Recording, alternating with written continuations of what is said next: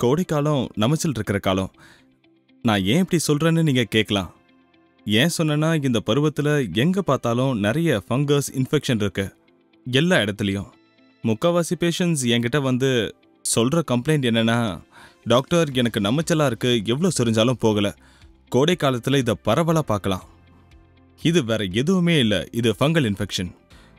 So இந்த fungal infection உங்கள் தலையிலேருந்து பாதம் வரைக்கும் வரும். உங்கள் உடம்புல எந்த பகுதியை வேணாலும் பாதிக்கும். பட் பொதுவாக நான் பார்த்ததில் ஃபங்கல் இன்ஃபெக்ஷன்ஸ் மடிப்புகளில் தான் அதிகமாக வரும். மடிப்புகள்னு எதை சொல்கிறேன்னா, ஆக்சிலா, அப்புறம் பெண்களுக்குன்னா மார்பகத்துக்கு கீழே, இடுப்பு, அப்புறம் பின்னாடி புட்டப்பிளவில், இந்த மாதிரி மடிப்புகளில் ஃபங்கல் இன்ஃபெக்ஷன்ஸ் வரலாம்.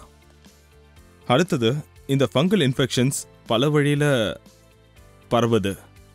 அது பரவறதுக்கு முக்கியமான வழிகள் என்னன்னா, ஆடைகள். அதனால நான் கண்டிப்பாக சொல்கிறது, உங்கள் ஆடைகளை பகிர்ந்துக்காதீங்க. எப்போவுமே தனியாக உங்கள் ஆடைகளை துவைச்சிக்கோங்க. 2வது உங்களோட பெட்ஷீட்ஸ். 3rd உங்களோட டவல்ஸ்.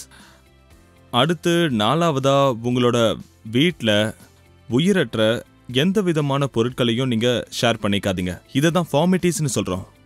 அதனால நாங்கள் அட்வைஸ் பண்ணுறது என்னென்னா, ஃபங்கல் இன்ஃபெக்ஷன் பரவுற மாதிரி எந்த ஒரு பொருளையும் ஷேர் பண்ணிக்காதீங்க. ஃபங்கல் இன்ஃபெக்ஷனுக்கான சிகிச்சையை பற்றி சொல்லணும்னா, மார்க்கெட்டில் நிறைய மருந்துகள் இருக்குது. ஃபங்கல் இன்ஃபெக்ஷனை ட்ரீட் பண்ணுறதுக்கு அதை பயன்படுத்திக்கலாம்.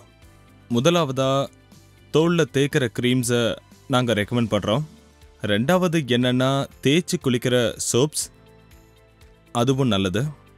3வது ஓரல் ஆன்டிஃபங்கல், சாப்பிட்ற மாத்திரைகள். நான் தெளிவாக உங்களுக்கு சொல்கிற விஷயம் என்னென்னா, நீங்களா வீட்டில் எதையும் ட்ரை பண்ணி பார்க்காதீங்க. நீங்கள் உங்களோட லோக்கல் டெர்மட்டாலஜிஸ்ட்டை மீட் பண்ணி பாருங்கள்.